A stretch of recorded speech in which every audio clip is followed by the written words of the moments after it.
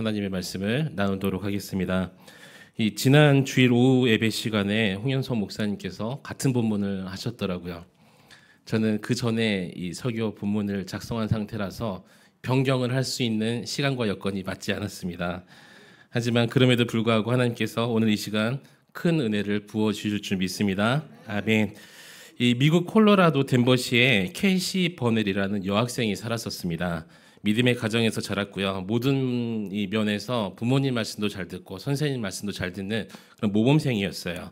근데 어느 날 주일 예배 가운데 캐시는 이 주님의 은혜와 사랑을 깨닫게 됩니다. 한마디로 은혜를 받은 사람이 되었죠. 너무나 큰 사랑에 감격해서 이 하나님께서 또 예수 그리스도께서 베푸신 그 사랑에 가만히 있을 수가 없었던 거예요. 기도하면서 자신이 무엇을 할 수 있을까 곰곰이 생각하게 됩니다. 당시 고등학생인 캐시는 자신이 다니고 있던 기독교 사립고등학교를 포기하게 돼요. 대신 복음을 전하기 위해서 주변 공립학교로 이 전학을 갈 결심을 하게 됩니다. 다 사립학교가 좋은 건 다 아시고 계시잖아요. 그래서 모두가 만류했지만 부모님을 설득을 하고 명문 사립학교에서 평범한 공립 이 고등학교로 전학을 가게 되었습니다. 그리고 학교에서 열심히 공부하면서 또 열심히 전도하기도 했어요. 그리스도인으로서 캐시는 친구들과 선생님에게 인정을 받기 시작합니다. 물론 시기하고도 미워하는 친구도 있겠죠. 굴러온 돌이 어디서 이 굴러온 돌이 와가지고 박힌 돌을 빼낸다 이런 말이 있듯이, 하지만 그리스도인으로서 좋은 모범이 되었던 캐시였습니다. 1999년 4월 20일 같은 학교 학생이었던 에릭과 딜런이라는 학생이 있었는데, 이 에릭과 딜런이 여러 가지 총기로 무장을 하고 학교에 나타납니다. 그래서 아무 이유 없이 학교 식당부터 운동장을 돌아다니며 약 900발의 총을 난사했습니다. 실제 있었던 일이에요. 그래서 12명의 친구들과 1명의 교사가 죽었다고 합니다. 에릭과 딜런이 도서관에 들어가니까 그 안에 40여 명의 학생이 있었는데 이제 인질로 이 40여 명을 붙잡아 둔 거예요. 마침 가장 자신이 미워했던 그 모범생 캐시도 그 안에 있었다고 합니다. 이 친구들 머리에 직접 총구를 들이대고 정말 하나님을 믿느냐 이렇게 에릭과 딜런이 묻습니다. 모두가 두려웠겠죠. 그래서 뭐라고 대답했겠습니까? 나는 안 믿어. 나는 하나님 안 믿어. 이렇게 대답을 했었는데, 그러나 캐시는 달랐습니다. 그래, 나는 하나님을 믿어 라고 대답을 한 거죠. 두 남학생이 분노를 했어요. 안 그래도 미웠었는데, 안 그래도 뭐 살려줄까 말까 하는데 하나님을 믿는다니, 하나님은 없다라고 큰 소리를 치면서 캐시 버넬은 여전히 차분하게 하나님은 살아계시고 너희들도 그 하나님을 믿어야 돼라고 말을 했습니다. 분노한 에릭이 내가 믿는 하나님 곁으로 가라라고 하면서 총구를 머리에 겨누고 이 총알을 발사했습니다. 그 자리에서 순교했다는 것이죠. 두 남학생도 경찰과 대치하다가 결국 자살을 했습니다. 이후 미국 사람들은 모두 충격에 빠졌습니다. 많은 사람들이 죽었기 때문이죠. 전쟁터에서 사람이 죽었던 것이 아니라 미국의 한 고등학교에서 학생들이 자신의 학교 선생님과 친구들을 무참히 이 총기로 난사해서 죽였기 때문에 미국 사람들은 이 충격에 빠졌어요. 이 불신자들은 융통성 없는 기독교인 그 한 명 때문에 더 많은 사람이 죽었다, 이렇게 화를 키웠다고 비난하기도 했었습니다. 아니, 기독교인들 가운데서도 주님은 왜 이 캐시 버넬, 정말 하나님을 열심히 섬겼던 이 버넬을 왜 캐시를 왜 지켜주지 않았는지 이해할 수 없다고 낙심하는 마음을 가졌다고 합니다. 가장 큰 상처를 받은 사람은 당연히 부모님이셨겠죠. 딸의 순수한 믿음과 그 꿈을 알았기 때문에 마음의 상처, 그래서 부모님도 신앙에 큰 위기가 찾아왔습니다. 우리도 살다 보면은 여러 가지 위기가 찾아오죠. 누구나 인생의 삶 속에서 위기라는 것이 없는 사람은 단 한 명도 없을 것입니다.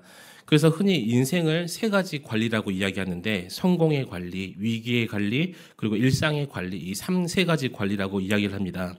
세상에서도 성공한 사람들의 공통점이 무엇이냐면 위기를 잘 관리하고 이겨낸 사람들이라는 것이죠. 세상에서 위기를 겪지 않은 사람은 단 한 명도 없기 때문입니다. 이 성공한 사람들은 위기가 없었던 사람들이 아니라 위기가 찾아왔을 때 그 위기를 잘 극복한 사람들이라는 거예요. 그래서 보통 위기가 찾아오면 사람들이 넘어지기 마련이죠. 그런데 전화위복이 되어서 그 위기를 극복한 사람들이 바로 성공한 사람들이라고 부른다는 것입니다. 우리 그리스도인들도 마찬가지입니다. 우리가 예수를 믿고 성도가 되면 또 이 예수를 믿고 은혜를 받으면 위기가 사라지고 또 위기가 나를 피해가겠지 이렇게 생각하시는 분도 있습니다. 그런데 오히려 불신자보다 더 큰 위기가 찾아올 때가 있더라는 것이죠. 큰 위기가 찾아왔더니 당연히 그동안 내가 배운 대로 내가 말씀에 감동을 받은 대로 하나님을 의지하고 붙잡을 수 있을 줄 알았거든요. 근데 그게 안 된다는 거예요. 너무나 그 위기 가운데 힘이 들어서 기도도 안 나오고 말씀을 들어도 아멘이 안 나오고 그렇게 할 수 있는 힘조차 없다고 이야기를 합니다. 그래서 교회도 나오기 싫다고 이야기하는 분들이 있더라는 거예요. 그런데 위기를 잘 극복하는 사람이 바로 성숙한 사람이며 주님의 제자라고 불린다는 것을 여러분 믿으시기 바랍니다. 먼저 우리의 삶 가운데 찾아온 모든 위기와 고통, 그것을 예수 그리스도를 잘 믿는 믿음으로 이겨낼 수 있기를 우리 주님의 이름으로 간절히 축원합니다. 오늘 이 순간에도 우리에게 많은 위기들이 찾아오죠. 가정의 위기, 또 우리 직장의 위기, 우리 자녀들의 위기, 또 나라의 위기, 위기라는 것이 너무나 수많은 위기들이 우리를 찾아옵니다. 대통령이 체포되었고요. 환율은 계속해서 올라가고 유가도 올라가고 서울 수도권뿐만 아니라 지방에 내려가 보니까 무엇을 보았냐면 상가들이 다 문을 닫았어요. 문을 닫아서 폐허처럼 보이고 이제는 이 도시가 망한 것처럼 보이고 불신자와 신자를 불문하고 모두 다 힘들고 어렵다라고 이야기를 합니다. 건국 이후의 최고의 위기가 지금이다라고 많은 사람들이 이야기를 하죠. 이처럼 위기가 찾아오면 사람들은 그 위기 속에서 어떻게 하냐면 좌절을 해요. 실망을 하고 낙담을 합니다. 왜냐하면 계속해서 되는 위기가 이제는 끝날 줄 알았는데 더 큰 위기, 그런 인생의 위기들이 우리를 찾아오기 때문입니다. 그런데 우리는 위기 속에서 불신자들의 그런 위기를 느끼는 그런 마음을 갖는 것이 아니라 신자의 모습을 발견해야 될 줄 믿습니다. 그것을 바로 우리가 믿음이라고 부르는 거예요. 뿐만 아니라 이 교회에서도 계속해서 위기가 찾아오지요. 열심히 봉사했는데 또 열심히 주를 위해서 섬겼었는데 관계 가운데 위기가 찾아오고 또 나의 신앙에도 위기가 찾아옵니다. 그렇다면 우리는 이런 위기 속에서 어떻게 살아야 될까요? 오늘 본문은 요셉의 일생을 통해서 우리가 어떻게 위기를 이겨낼 수 있는지 말씀하고 있습니다. 이 시간 본문을 통해서 지금 우리에게 찾아온 모든 위기, 고난, 이것이 절망이 되는 것이 아니라 기회의 힘을 믿고 믿음으로 다시 한번 일어서며 또 소망을 가질 수 있기를 우리 주님의 이름으로 간절히 축원합니다. 그렇다면 하나님은 우리에게 왜 고난의 위기를 주셨을까요? 왜 고난을 우리에게 허락하실까요? 첫 번째로 하나님의 말씀을 믿게 하기 위함이다라고 말씀하십니다. 우리 20절 말씀 함께 읽도록 하겠습니다. 시작. 이에 요셉의 주인이 그를 잡아 옥에 가두니 그 옥은 왕의 죄수를 가두는 곳이었더라. 요셉의 옥에 갇혔으나. 아멘. 요셉의 인생의 최고의 위기의 순간이 다가왔죠. 어린 시절 요셉은 사랑하는 형제들에게 배신을 당합니다. 이 형들은 요셉을 광야 구덩이 속에 홀로 내버려 두죠. 죽음은 면했지만 애굽의 노예로 팔려버리게 됩니다. 하루아침에 사랑받던 그 귀한 아들에서 애굽의 노예가 되었어요. 그런데 요셉은 형들을 증오하면서 인생을 허비하지 않았다는 것입니다. 낯선 이방의 땅의 노예가 되었지만 주어진 일에 성실하게 살았고요. 또 요셉의 성실할 때문에 이 보디발의 집에서 노예의 총무로 승진을 하게 됩니다. 이제는 더 이상 다른 노예들의 괴롭힘도 없었고요. 간섭도 사라졌어요. 그런데 이렇게 위기가 벗어난 줄 알았었는데 또 다른 위기가 찾아옵니다. 바로 주인의 아내가 괴롭히기 시작하는 것이죠. 근데 보디발은 아내를 이 감옥에 보내지 않고 죄 없는 요셉을 감옥에 보내버렸습니다. 여러분, 사람이 내가 나쁜 일을 하고 감옥에 가는 것은 당연하고 인정할 수가 있는 부분이에요. 그런데 내가 하지도 않는 일로 감옥에 간다면 억울할 수밖에 없겠죠. 우리가 가장 이해하기 힘든 고난은 당연히 복을 받을 거라고 여겼었는데 복은커녕 그 대신 고난이 나에게 찾아왔을 때 이런 상황이 우리가 이해가 안 되는 거예요. 이처럼 고난 가운데 가장 힘든 고난이 바로 이해하기 힘든 고난이 올 때입니다.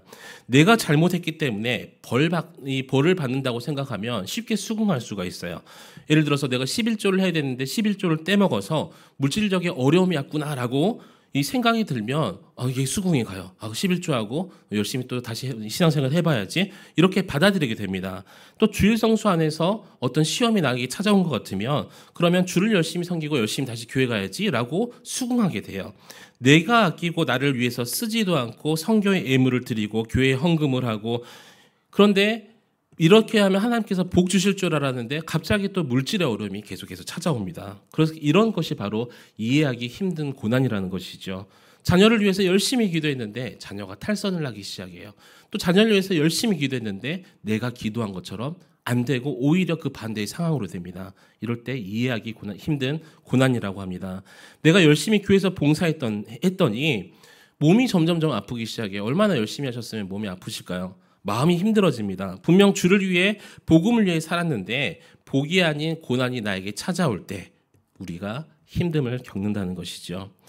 요셉도 이해할 수가 없었을 것입니다. 아무 잘못도 없었어요. 노예가 되었고 심지어 감옥에 갔어요.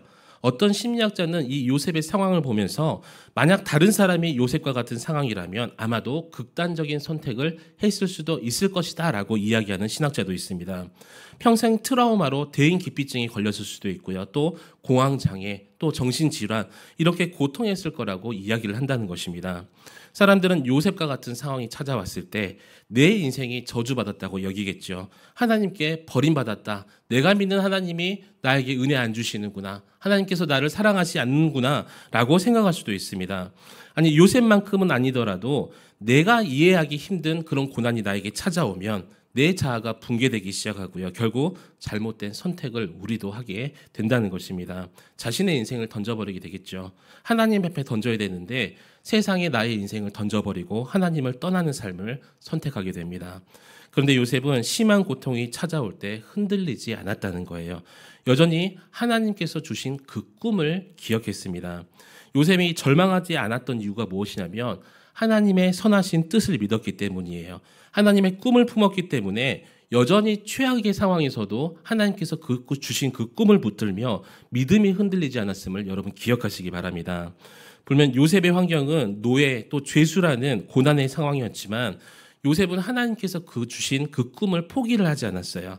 어린 시절 하나님께 주신 그 꿈을 마음에 품었고 그 꿈 때문에 형들에게 미움을 받았고 또 노예가 되었지만 하나님께서 주신 그 꿈을 의심하지 않았다는 것입니다.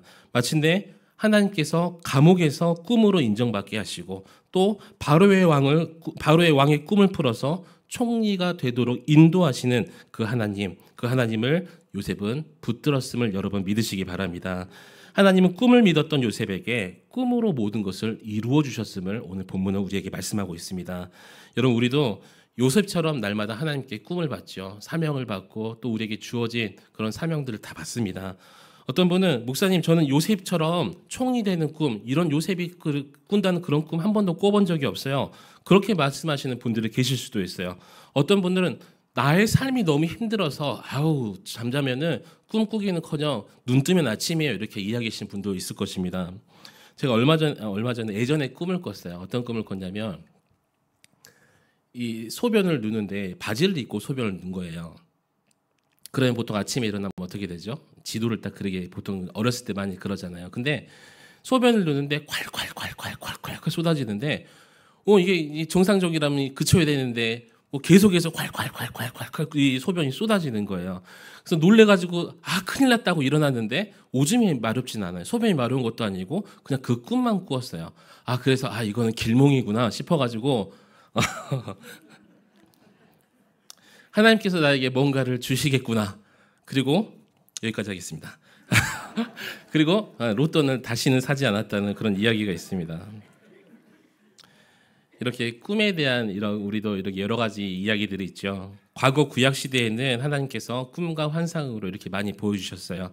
그런데 오늘 이 시대에는 하나님께서 성경 말씀으로 우리에게 말씀하심을 여러분 믿으시기 바랍니다. 오늘 또 여러분에게 강단에서 선포되는 말씀을 주시고 우리 일상 가운데 우리가 말씀을 묵상할 때 그 말씀이 생각나게 하시고 문제가 뭐냐면 내가 그 말씀을 믿지 않고 기억하지 않는다는 거예요. 그래서 우리는 날마다 말씀에 친근한 삶을 살아야 될 줄 믿습니다. 그것이 바로 요셉이 붙들었던 꿈이에요. 하나님께서 주시는 말씀, 하나님께 주시는 그 말씀을 붙들 때 그것을 믿고 살아갈 때 우리는 흔들리지 않게 된다는 것입니다. 성경을 읽고 묵상하면서 말씀을 공부할 때 주님께서 우리의 그 마음에 감동을 주시죠. 여러분 오늘 내게 이 주신 말씀이 여러분의 꿈이 되고 능력이 될 수 있기를 우리 주님의 이름으로 간절히 축원합니다. 그래서 힘들고 어려운 상황이 딱 닥쳤을 때 말씀이 나에게 힘이 될 수 있다는 것을 여러분도 느껴보시길 바랍니다. 그래서 말씀의 능력으로, 내 힘으로 이 위기들을 이겨내는 것이 아니라 말씀의 능력으로 이겨낼 수 있기를 우리 주님의 이름으로 다시 한번 축원합니다. 하나님께서 오늘 또 우리에게 말씀하고 계시는 거예요. 그래서 예배가 중요하다고 하죠. 예배를 통해서 우리에게 말씀하여 주시고 예배를 통해서 은혜를 주시고 감동을 주십니다. 여러분, 오늘 우리가 반드시 기억해야 될 사실은 우리에게도 요셉처럼 꿈이라는 것을 이제 말씀으로 바꿔서 계속해서 꿈을 주시고 말씀을 주신다는 거예요. 내가 달려갈 그 사명의 길, 내가 위기를 극복할 수 있는 그 길, 오늘 말씀을 통해서 우리에게 주십니다. 여러분, 우리가 힘들수록 더 말씀을 지켜야 되는 이유가 여기 있다는 거예요. 내가 힘들수록 내가 퍼지고 좌절하고 낙심하고 쓰러지는 것이 아니라 더욱더 말씀을 붙들고 귀를 기울여야 되는 이유가 바로 여기 있습니다. 그러면 어떤 위기가 찾아와도 말씀의 능력 때문에 우리가 흔들리지 않는다는 것입니다. 더 이상 세상을 두려워하지도 않아도 된다는 거예요. 여러분, 말씀으로 마음을 굳게 잡으시고 어떤 위기에도 흔들리지 않는 여러분이 될 수 있기를 우리 주님의 이름으로 다시 한번 간절히 축원합니다. 두 번째로 하나님의 동행하심을 믿게 하기 위함이었습니다. 우리 23절 말씀 함께 읽도록 하겠습니다. 시작.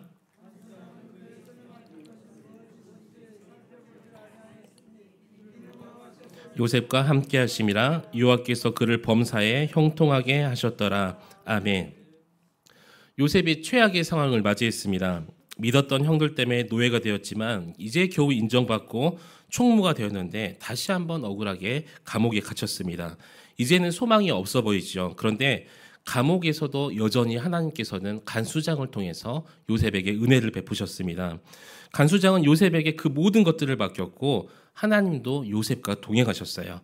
여전히 환경은 최악의 상황이었지만 분명 하나님의 뜻이 있다는 것을 환경 속에서 힘들었지만 요셉은 깨닫게 됩니다.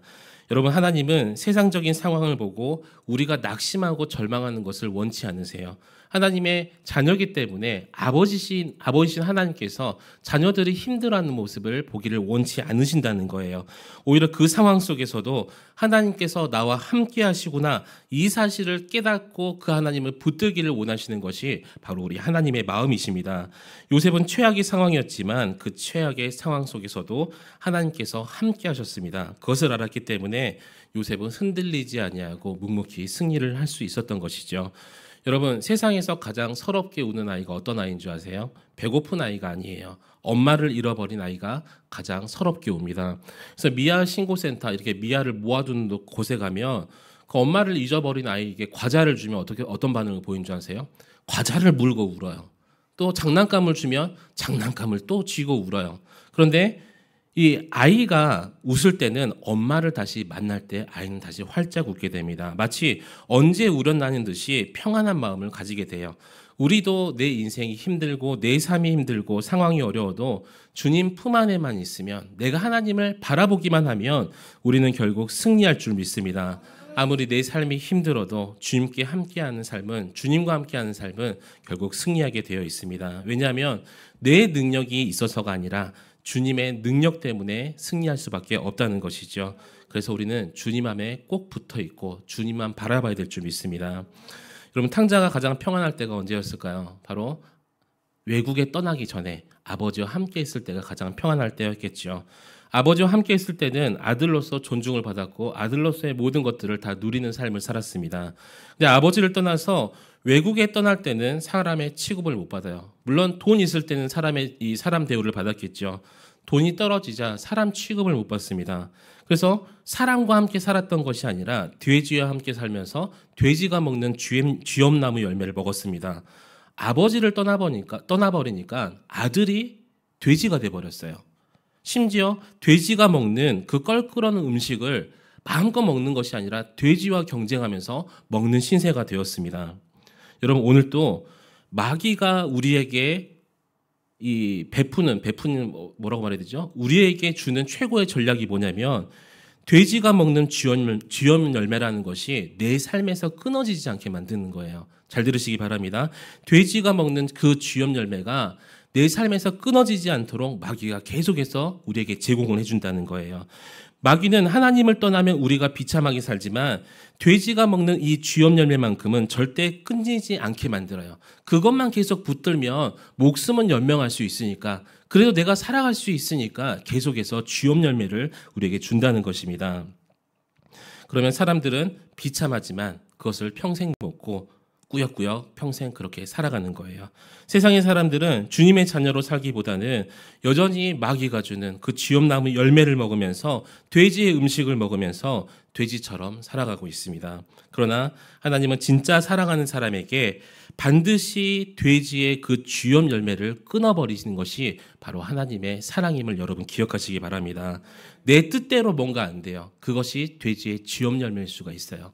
내 뜻대로 뭔가 안 되지고 나에게 위기가 찾아왔을 때 뭔가 내가 하나님이 아닌 다른 것을 붙든다면 그것이 바로 돼지 쥐염나무 열매일 수가 있다는 것입니다. 여러분, 쥐염 열매를 끊어버리는 것이 때로는 나에게 고난처럼 느껴지고 또 위기처럼 느껴질 수도 있지만 주님께서 주시는 더 큰 축복임을 여러분 믿으시기 바랍니다. 고난은 내 곁에 계시는 하나님을 생각하고 주님을 바라보게 하는 훈련이구나. 세상이 주는 쥐염 열매가 아니라 아들로서의 신분을 회복해서 나에게 잔치를 베풀어 주시는 그 하나님의 놀라운 사랑을 깨닫게 하는 훈련이구나. 우리가 이렇게 생각해야 된다는 것입니다. 그래서 나에게 찾아온 고난, 당장 우리가 이해할 수도 없고 우리가 이렇게 해결할 수도 없는 그런 상황이지만 마침내 우리를 망하지 않고 끝까지 승리하게 하시는 주님의 선하신 그 뜻을 믿고 하나님께서 나에게 고난을 주신 이유가 반드시 있을 거야. 그 선하신 하나님을 믿고 의지해야 된다는 것이죠. 여러분, 지금 힘들고 어려운 상황이 있을 수도 있어요. 또 앞으로 나에게 다가올 수도 있습니다. 하지만 내 삶에 주님께서 동행하시고 나에게 세상 것들 끊어버리게 하는 그런 훈련을 나에게 한다는 것을 깨달으시고 그 하나님을 전적으로 바라보며 우리 주님과 동행하는 길을 걸을 수 있는 우리 모든 성도 여러분 되시기를 우리 주님의 이름으로 간절히 축원합니다. 마지막 세 번째로 하나님의 계획하심을 믿게 하기 위함이었습니다. 하나님 우리에게 찾아온 위기를 통해서 여전히 하나님의 인도하심과 또 계획하심을 약속하셨어요. 흔히 우리의 인생을 동굴에 많이 비유를 하죠. 이 플라톤도 우리의 인생을 동굴에 비유하기도 했었습니다. 왜냐하면 아무것도 보이지 않는 미래가 우리의 인생이라는 것이기 때문입니다. 미래학자들도 지금의 현실을 보면서 마치 미지의 동굴로 가는 것 같다라고 이야기를 합니다. 왜냐하면 지금 기후의 변화, 천재지변, 또 전쟁 이것들로 인해서 인류의 경제, 정치, 사회 모든 분야가 예측할 수 없이 혼돈의 시대라고 이야기하기 때문이죠.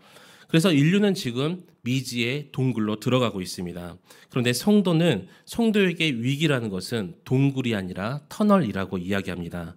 사람들은 동굴과 터널이 똑같다고 이야기를 하기도 하지만 그런데 동굴은 나가는 출구가 없지만 터널은 반드시 나가는 출구가 있다는 것을 여러분 기억하시기 바랍니다. 동굴은 끝없이 어둡지만 터널은 반드시 출구에서 비춰지는 그 소망의 빛이 있다는 거예요. 여러분, 성도에게 고난은 동굴이 아니라 터널입니다. 반드시 끝이 있고 이미 하나님은 우리의 출구를 계획하시고 소망의 출구로 우리를 인도하고 계세요.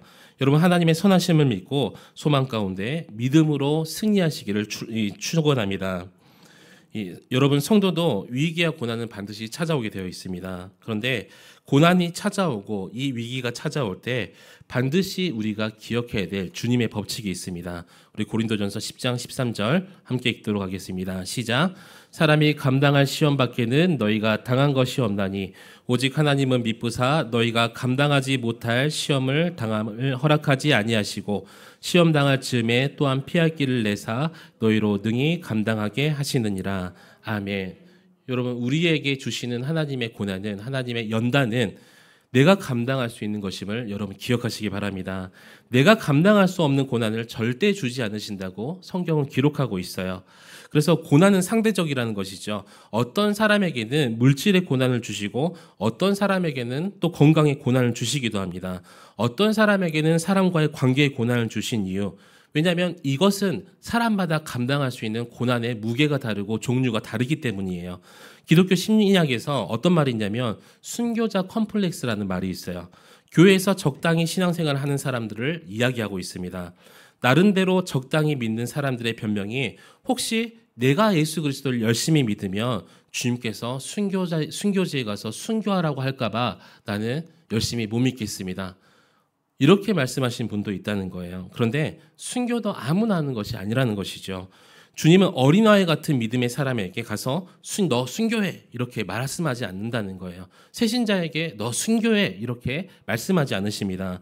그냥 그저께 작은 믿음을 가진 자에게는, 새신자에게는 그저 주일에만 나와서 예배 드리는 것만 해도 하나님께서 얼마나 기뻐하시겠습니까?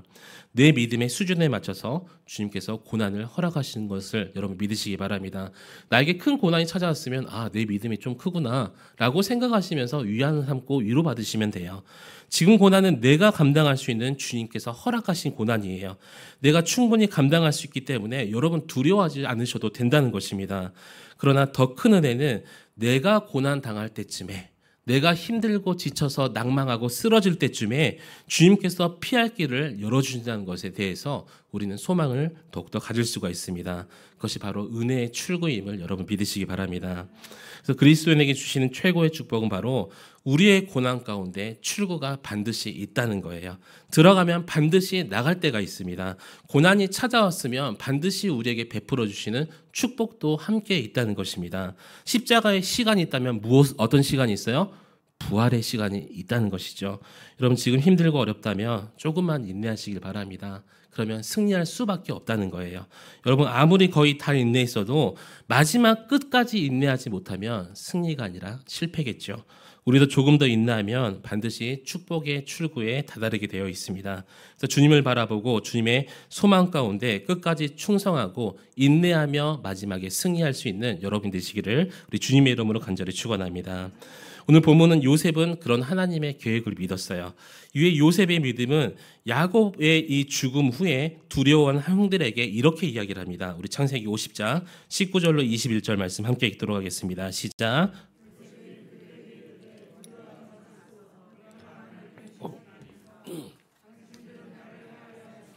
하나님은 그것을 선으로 바꾸사 오늘과 같이 많은 백성의 생명을 구원하게 하시려 하셨나니 당신들은 두려워하지 마소서. 내가 당신들과 당신들의 자녀를 기르리이다 하고 그들을 간곡한 말로 위로하였더라. 아멘. 여러분 사람들은 위기가 찾아오고 고난을 찾아오면 남보지 못하죠. 자신의 상황만 쳐다보게 되어 있어요. 내 앞길도 보이지 않기 때문에 다른 사람들을 볼 수 있는 여유가 없습니다. 힘들면 나도 모르게 다른 사람에게 함부로 하게 되어 있고요. 그래서 우리 아버지들이 많이 그랬잖아요. 밖에서 힘들게 일하고 오면은 이 아내에게 화내고 자녀들에게 화내고 그렇게 힘들면 주위의 상황이 보이지 않습니다. 그래서 다른 사람들까지 무시하고 힘들게 합니다. 근데 요셉은 하나님이 이 모든 것을 계획하셨다는 믿음이 있었기 때문에 흔들리지 않았고 그 평안 때문에 이제 두려워하며 염려하는 그 형님들에게 위로의 말을 전할 수가 있었던 거예요. 여러분 우리가 하나님의 계획하심을 믿는다면 우리를 힘들게 했던 사람들을 그조차 우리가 원망할 필요가 없다는 거예요. 그분도 하나님께서 선하신 계획 안에 포함되어 있기 때문입니다. 비난할 필요도 없어요. 모든 하나님의 선하신 계획이기 때문입니다. 하나님께서 지금 우리를 터널로 인도하시는 이유는 바로 하나님의 영광을 위해서라는 것입니다. 그래서 우리는 고난의 터널도 반드시 은혜의 출구를 믿고 기다려야 된다는 것이죠. 내게 찾아온 고난도 반드시 하나님의 뜻이 있음을 우리가 믿어야 돼요. 여러분 지금 힘들고 어렵지만 서로 힘이 되고 위로하는 믿음의 공동체가 될 수 있기를 우리 주님의 이름으로 간절히 축원합니다. 말씀 뵙도록 하겠습니다. 처음 제가 소개한 이 캐시보넬은 신앙의 이 양심을 지키려다가 우리 주님 끝까지 붙들려다가 순교했습니다. 캐시보넬의 순교가 캐시보넬의 순교에 많은 사람들이 물음표를 던졌고 하나님의 뜻을 의심하기도 했지만 하나님의 뜻이 서서히 드러나기 시작했습니다. 미국에서 캐시보넬 사건 이후로 미국 안에서 학생들을 중심으로 신앙 회복의 운동이 일어나기 시작했어요. 위기와 고난의 상황, 죽음의 상황에서도 믿음을 버리지 않았던 어린 소녀의 순교 때문에 스스로의 믿음을 다시 한번 돌아보는 계기가 되었습니다. 당시 미국은 공립학교에서 기도와 성경을 금지하고 있었었는데 모든 학교에서 기독교가 곧 사라질 것 같은 그런 분위기였다고 해요. 그런데 학교 교사와 학생들은 캐시보넬의 이 신앙을 본받자 이런 자발적인 신앙 운동을 일으키게 됩니다. 수백만 명의 학생들이 그렇다 나는 하나님을 믿는다 Yes I believe God 이라는 캐시 보넬의 마지막 그 말을 티셔츠에 새긴 문구를 새겨진 그 티셔츠를 입고 다니기 시작합니다. 점심 시간이면 학교마다 국기계양대 그 미국 국기가 세워져 있는 곳에 모여서 뜨겁게 기도를 하기 시작합니다. 이 국기계양대 기도 모임은 이제는 전 미국과 유럽 그리고 대한민국까지 오늘 이 말씀으로 전해지게 되었습니다.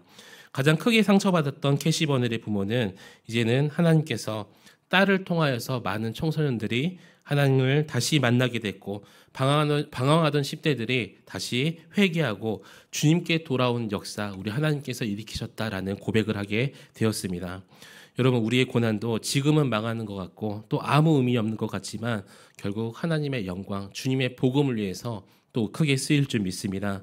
내가 조금 더 인내하면 반드시 영광을 하나님께서 받으실 거예요. 그 주님의 면류관을 우리도 받을 것입니다. 여러분 어려운 삶 속에서 앞으로 더 어려워질지 모르죠. 어떻게 될지 아무도 모릅니다. 그런데 끝까지 믿음 잃지 않고 오직 주님만 바라보며 반드시 승리할 수 있는 우리 모든 성도님 되시기를 우리 주님의 이름으로 간절히 축원합니다. 우리 기도하기 전에 하나님은 너를 지키시는 자 우리 함께 찬양하도록 하겠습니다.